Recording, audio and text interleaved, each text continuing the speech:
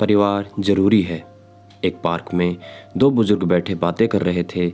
उनमें से पहला कहता है कि मेरी एक पोती है, वह शादी के लायक हो गई है। उसने बीए किया है, वह नौकरी भी करती है। उसकी ऊंचाई 5 फीट 2 इंच है।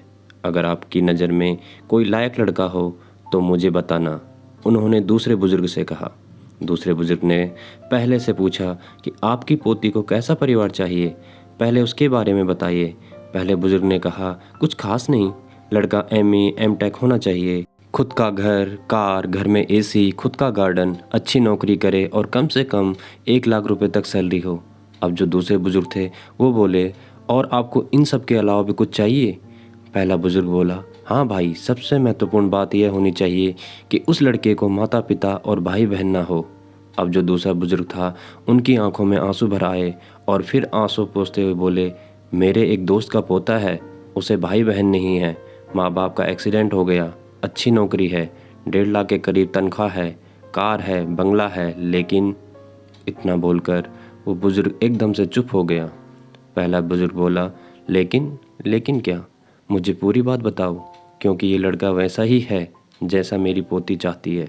लेकिन लड़के का भी यही डिमांड है कि लड़की के माँ बाप, भाई बहन या कोई रिश्तेदार ना हो। फिर बोला, अगर तुम्हारे परिवार वाले आत्महत्या करते हैं तो शादी की बात हो सकती है, मैं तुम्हारी पोती की शादी उससे करा दूंगा और वह बहुत खुश होगी।